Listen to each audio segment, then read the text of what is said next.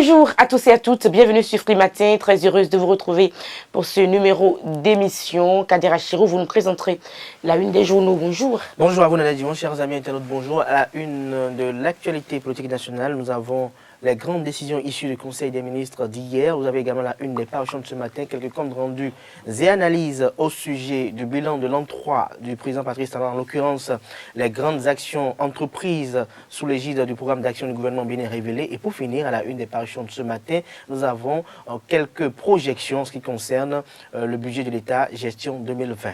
Kadera Chirou, vous nous présenterez également le bulletin matinal d'information sur Free Matin. Tout à fait, au menu du bulletin matinal d'information, hormis ou outre les grandes décisions issues du Conseil des ministres de cette semaine, vous avez également à la une du bulletin matinal d'information le lancement du salon du bébé du village des enfants. Vous avez également la une des pages du bulletin matinal d'information de ce jour. Vous avez également le concours artistique qui a été lancé par le Centre des œuvres universitaires et sociales d'Abomey-Calavi. Les lauréats ont été primés le 17 décembre dernier. Dans le commentaire sur l'actualité, nous allons parler un tout petit peu politique. Nous avons commencé à faire le bilan de la nation sur le plan politique hier sur Free Matin. Nous en parlerons un tout petit peu ce matin. Les sports et quelques informations pêle-mêle pour meubler l'émission. Bonjour à tous, bienvenue. Voici la une des journaux avec Kadera Chirou. Papa. Oui, ma fille. Tu sais, je t'ai dit qu'après mon bac, je veux devenir journaliste reporter d'images, non? Papa, tu penses m'inscrire où? Esaü. Esaü, papa. Waouh! Maman, maintenant que j'ai eu le bac, je veux faire les finances et trésors. Tu comptes m'inscrire où? Esaü, mon fils. Esaü? Oui, maman! Papa, Oui. tu sais qu'après mon bac, je veux être diplomate, non? Et tu comptes m'inscrire dans quelle université? Mais Esaü, naturellement. Esaü?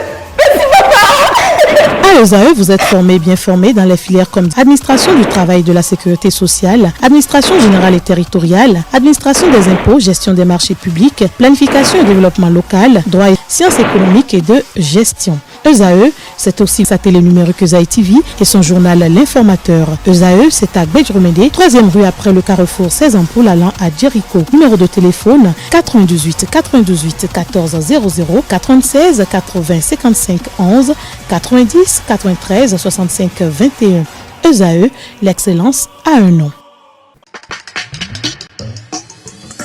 Bonjour à nouveau chers amis internautes, nous démarrons ce matin comme à l'accoutumée par le quotidien béninois d'information générale et d'analyse d'informateurs qui titre en manchette ce matin lancement du recouvrement des reliquats d'évacuation sanitaire, situation délicate pour des responsables des hôpitaux, Patrice Talon pour le strict respect des ressources nationales. Toujours à la une de l'informateur de ce matin, suspension de la radio Soleil FM pour non-renouvellement d'agrément, le plaidoyer du CNPA Bénin à l'endroit du promoteur et de la haute autorité de l'audiovisuel et de la communication RAC vous est publié à la page 3 de la parution du jour du quotidien. L'oreille droite de la une du jour de l'informateur vous invite à découvrir dans les colonnes de sa parution du jour le journal École des étudiants en journalisme à l'école supérieure d'administration d'économie, de journalisme et des métiers de l'audiovisuel ESAE. Défi info à la une, lutte contre l'insécurité, un malfrat de grand chemin abattu à Djakotome. Des détails dans les colonnes de la parution du jour du quotidien. Toujours à la une de Défi Info de ce matin, suspension des émissions de la radio Soleil FM pour non-renouvellement de convention. Le CNPA Bénin invite les deux parties à accélérer le processus de renouvellement de la convention pour un dénouement heureux de la situation. Le potentiel à la une ce matin, en deuxième titre à la une précisément, 3 ans après le lancement du programme d'action du gouvernement bénin révélé, l'eau, le liquide vital accessible grâce à Patrice Talon. Des précisions à la page 3 de la parution du jour du Canard. Paiement cumulé de salaires et d'arriérés salariaux, 3 milliards débloqués, du baume au cœur des travailleurs. Des précisions, cette décision issue du Conseil des ministres hebdomadaire d'hier dans les colonnes de la parution du jour de Le Potentiel. Fête de fin d'année pour les agents de l'État. Patrice Talon en géant Papa Noël, 3 milliards dans la balance. Des détails à la page 3 de la parution du jour du Canard. Nous passons à présent au quotidien Soleil Levant, suspension de la radio Soleil FM. Le gouvernement est totalement étranger à ce qui se passe, a laissé entendre Alain Orunla à l'occasion du compte rendu faisant fi du compte rendu du Conseil des ministres d'hier. Suspension des émissions de Soleil FM par la haute autorité de l'audiovisuel et de la communication RAC. Silence, s'exclame la dépêche ce matin en manchette. La RAC travaille. Le patronat de la presse regrette la fermeture de Soleil FM, rapporte le confrère à la une. Bénin, annulation du passeport de Komi Koutié. La Cour africaine des droits de l'homme et des peuples donne 15 jours à l'État béninois, rapporte la dépêche ce matin en deuxième titre à la une. Le matinal, projet de loi de finances gestion 2020, les grandes innovations des chiffres clés. La plénière examine et adopte le document ce jour. Des précisions aux pages 5 et 6 de la parution du jour du quotidien Le Matinal. Paiement d'arriérés salariaux, l'État débloque 3 milliards de francs CFA. Des précisions à la page 11 de la parution du jour du défi d'une génération. Diakpata ce matin en manchette, décision de paiement de salaire et d'arriérés salariaux, les 2 tickets sociaux de fin d'année de talon pour les fonctionnaires, du sourire pour les fêtes de fin d'année. Nous restons à la une de Diakpata de ce matin, Assemblée nationale, le budget général de l'État, gestion 2020 en adoption ce jour au palais des gouverneurs. Monde 7 Info, l'honorable Gérard Benochi, après les travaux en commission, la loi de finances 2020 est plus sociale que tous les budgets de l'ère de la rupture. Les Béninois auront l'occasion de le constater, a-t-il laissé entendre aux confrères.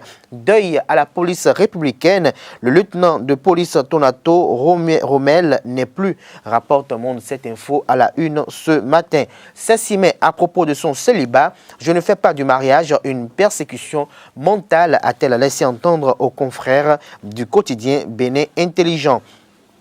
Point média à présent, suspension de la radio Soleil FM. La RAC dans la ruse, s'interroge le confrère.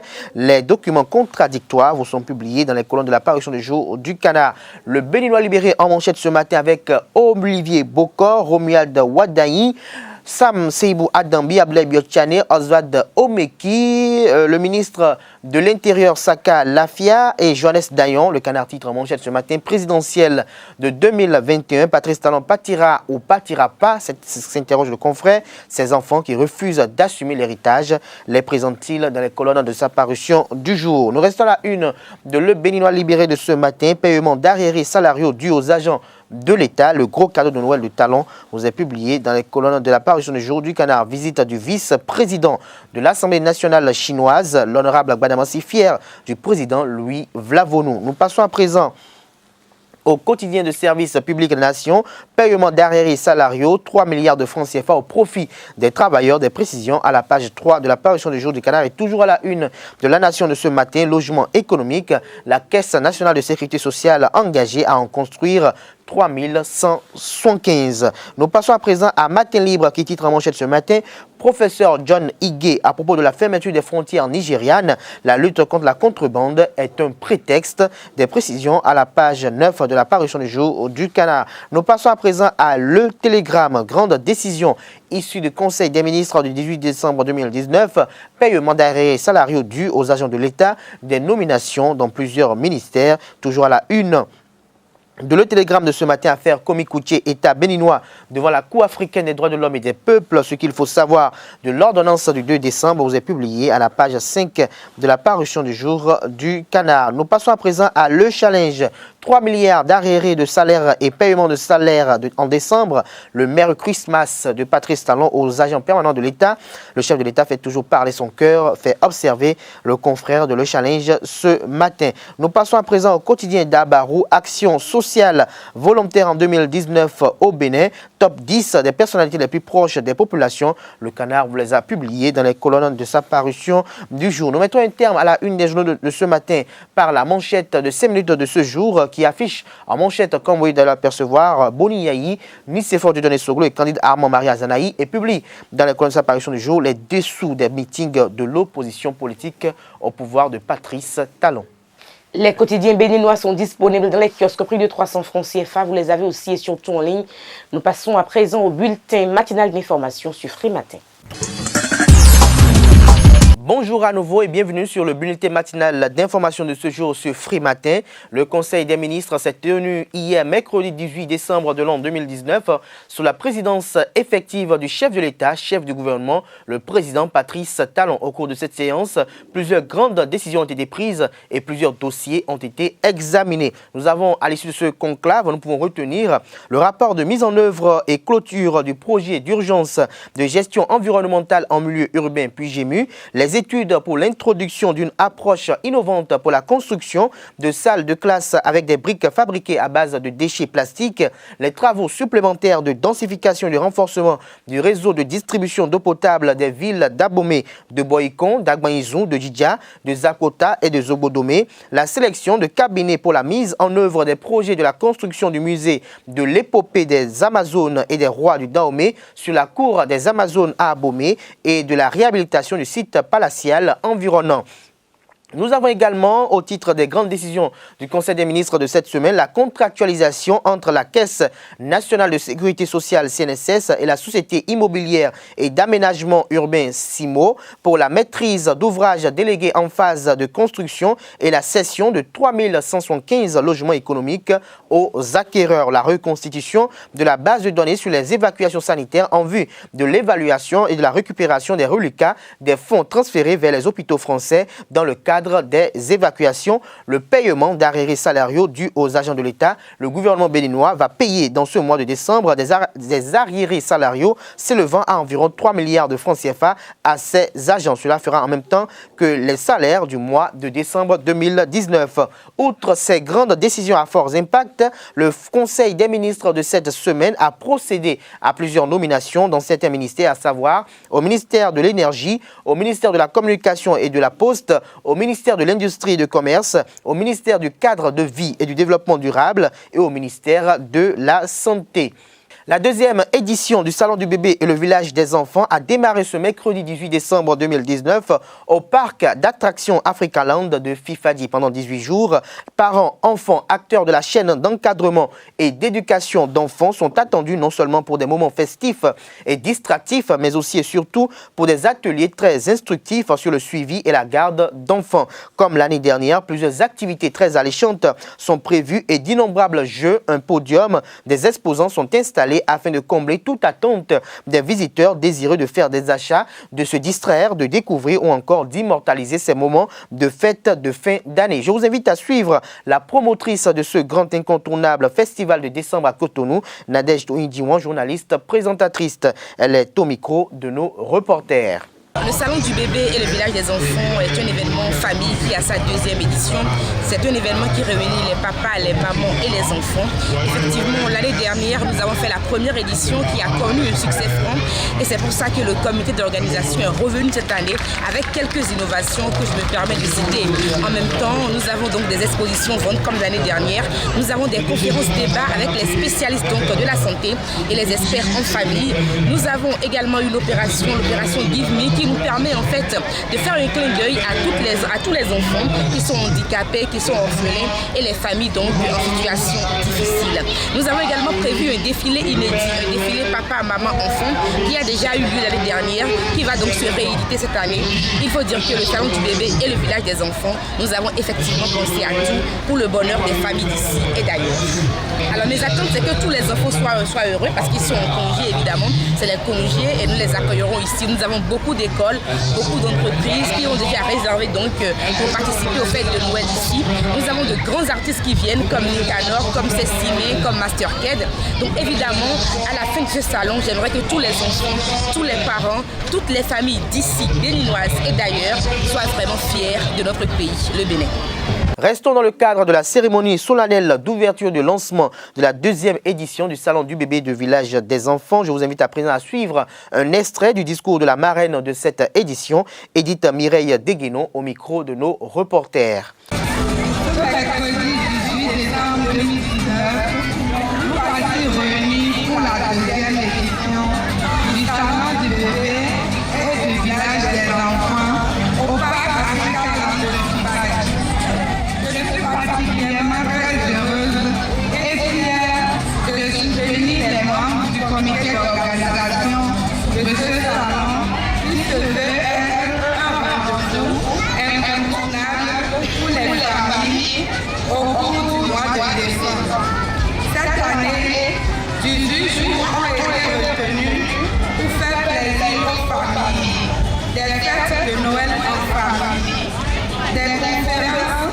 expositions ventes, des concerts et surtout un défilé inédit, papa, maman et enfants, pour le bonheur des familles béninoises. Comme innovation cette année, un volet social pour impacter de façon positive les enfants en situation difficile. Je profite de cette occasion pour remercier tous les donateurs, les partenaires et vous tous qui avez participé à la réussite de cette opération.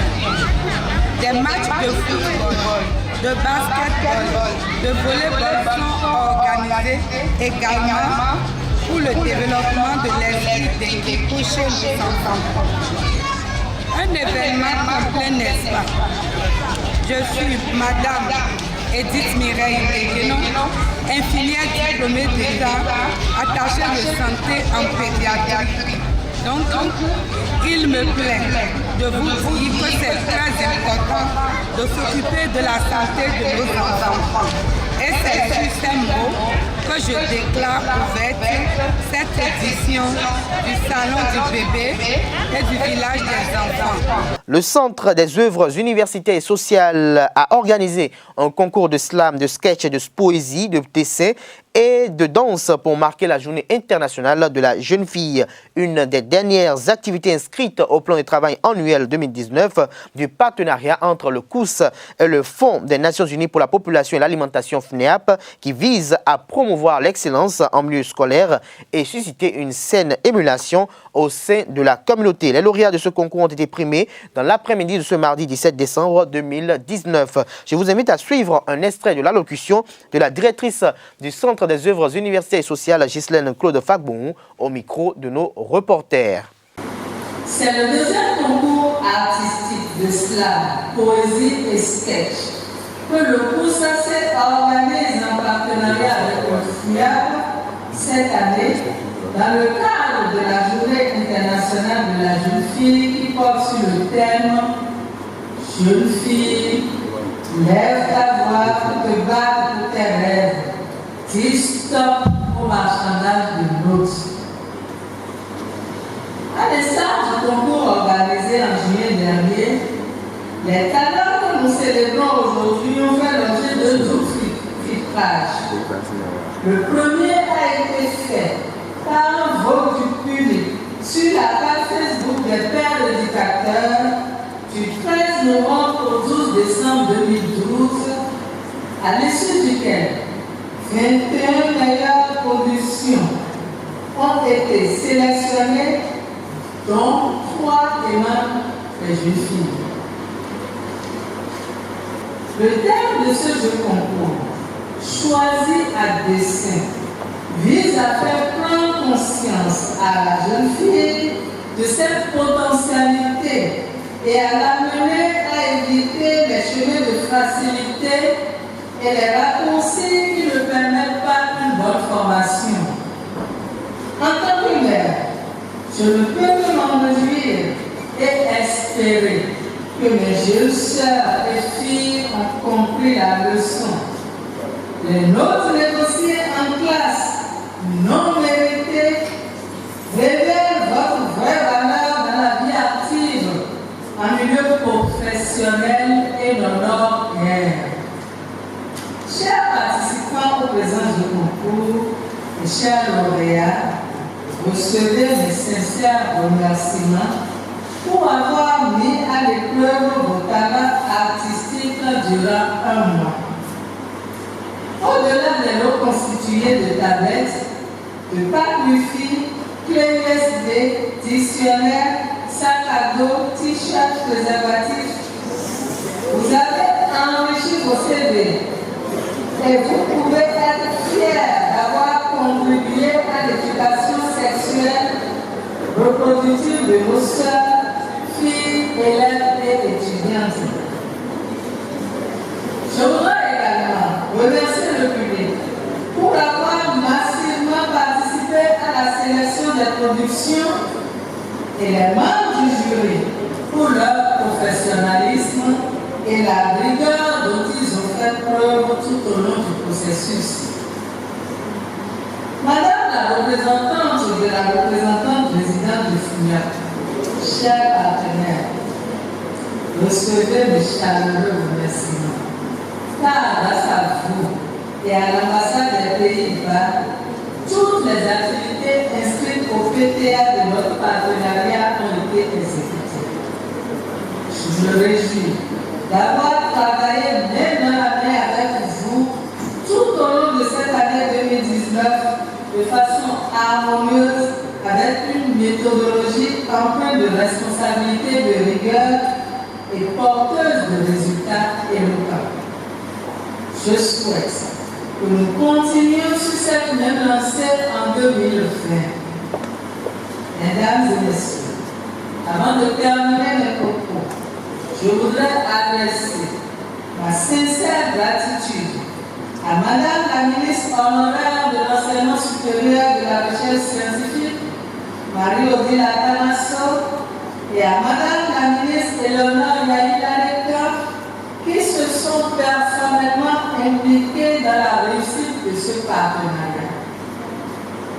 Je voudrais remercier, avec le respect dû à son rang, le président de la République, chef de l'État, chef du gouvernement, M. Patrice Talon, dont l'ambitieux programme d'action quinquennale pour le Bénin révélé constitue une précieuse boussole pour nos initiatives vers un Bénin meilleur et fier de sa jeunesse.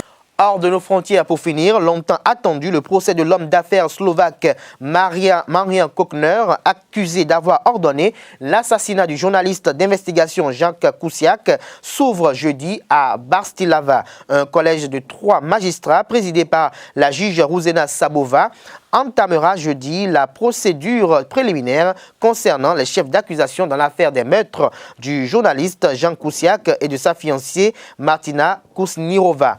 A annoncé ce mercredi la Cour pénale spéciale dans un communiqué de presse. Kuciak enquêtait sur la corruption et plus précisément sur les activités d'affaires de Kočner, entrepreneur millionnaire et promoteur immobilier, quand il a été tué avec sa fiancée dans ce qui avait été décrit comme une exécution de type mafieux en février 2018. Le double meurtre a déclenché des manifestations de masse contre le gouvernement de Robert Fico qui a fini par démissionner. Le mouvement a ouvert la voie à l'élection à la présidence slovaque de l'avocate libérale et militante anticorruption Zuzana Kakuptova en mars dernier. Ce sera tout pour le bulletin matinal d'information. Merci pour l'attention et à 19h. Dans le commentaire sur l'actualité, nous avons commencé donc à parler de la nation du Bénin, n'est-ce pas? Le bilan politique, on a commencé à le faire hier. Kader Achirou, on peut quand même dire qu'il y a de l'espoir pour la nouvelle année qui s'annonce. Il y a de l'espoir, ou il y a un grand espoir pour les uns et les autres pour l'année 2020. Outre le budget de l'État gestion 2020 qui est en élaboration au niveau du palais des gouverneurs avec de grandes actions à caractère caritatif et social. Vous avez également, pour le compte de l'année prochaine, l'expérimentation de différentes réformes politiques et institutionnelles qui ont été entreprises lors de l'amendement constitutionnel effectif le 1er novembre dernier. C'est pour dire que l'année 2020 sera une année également d'expérimentation, mais également une année où nous pourrons percevoir les réels impacts des différentes réformes entreprises par le président Patrice Talon dans tous les secteurs, à savoir éducatif, l'apport de l'eau potable aux populations. Je crois d'ailleurs que d'ici 2021, en ce qui concerne l'eau potable, la plupart des coins les plus reculés du Bénin seront totalement approvisionnés en eau potable. D'ailleurs, l'eau potable déjà apporte la bonne nouvelle un peu partout dans les contrées. Il suffit juste de voyager. Nous qui essayons d'aller dans le Bénin profond lors des reportages,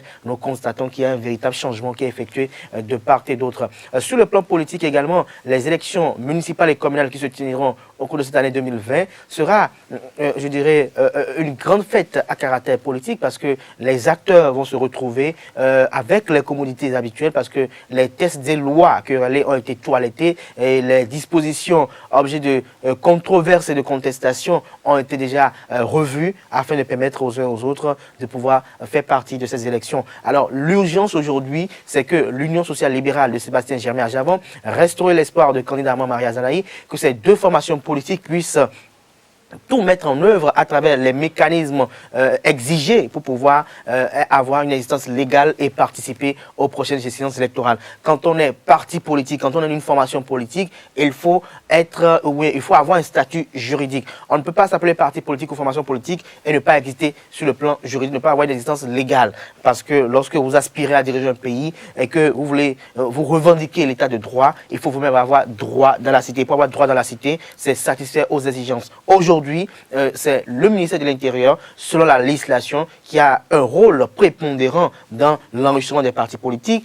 Demain, on peut revoir la chose et peut-être confier les charges à un autre, mais aujourd'hui, c'est le ministère de l'Intérieur. Et donc, tant que c'est le ministère de l'Intérieur, il faut se plier à ces exigences. Et donc, si on demande à ce que Sébastien Germain-Ajavon ne soit plus le président d'honneur du Parti politique Union sociale libérale, alors qu'on puisse faire le sacrifice, puisque par le passé, nous avons vu de grandes formations politiques au Bénin qui ont agi sous la houlette d'un homme qualifié de télécommande de Paris, mais il n'était même pas membre de cette dite formation politique, mais elle lui obéissait à la lettre. Je sais pour dire que Sébastien Germain-Ajavon peut ne pas être un président d'honneur et être simple membre du parti politique et quand même permettre à son parti politique de pouvoir contribuer à l'animation de la vie politique nationale avec une véritable existence légale. Et c'est pour rappeler aux uns et aux autres qu'on peut être militant d'un parti politique, on peut être un simple membre d'un parti politique et être désigné comme candidat pour l'élection présidentielle. Alors il faut faire le sacrifice, c'est le sacrifice qui s'impose pour avoir une existence légale, être présent au prochain échéances électorales parce que n'oubliez pas que 2020 aura une connotation forte dans les décisions qui seront prises pour 2021. Donc je crois que 2020 sera une année hautement politique, une année où les coups politiques ne vont pas manquer parce que ce sera l'année avant l'année de l'élection présidentielle, l'année où tout se jouera. Et donc les doutes, comme l'a titulé le Benoît Libéré ce matin, persistent encore sur si Patrice Talon devait partir, qui sera le dauphin. Nous avons des noms comme Olivier Bokor, Johannes Dayon, Sam Adambi, Romuald Wadaï, Abdoulaye Biotchane et bien d'autres qui sont perçus comme les probables dauphins, mais comme nous avons l'habitude de connaître le président Patrice Talon, il se prend toujours, il se prendra, comme il l'a dit, il avisera, et je crois que nous aurons encore le temps de revenir sur ce sujet, parce que les prochains actes... Parce qu'on parlera de bien qui pourrait être le dauphin du président Patrice Talon, on y reviendra. Tout à fait. On y reviendra sur Free Matin. Merci à vous, Kader Achirou. Nous passons au sport. Les sports sur Free Matin, le ministre des Sports, Oswald Oumbeki, a reçu hier mercredi l'équipe de Roller Sports qui était récemment au championnat d'Afrique du 3 au 10 novembre 2019 au Palais des Martyrs en RDC. C'était en présence de quelques membres de la Fédération béninoise de Roller Sport, dont le président Marius Chibozo et des cadres du ministère des Sports que le ministre a reçu donc les athlètes. À en croire le patron des sports béninois, il s'agit d'une rencontre initiée pour valoriser l'effort des athlètes qui ont remporté à ce championnat d'Afrique 25 médailles en or, 18 en argent et 13 en bronze. Ainsi se referme Free Matin de ce jour. Portez-vous bien à demain pour un autre numéro. Au revoir.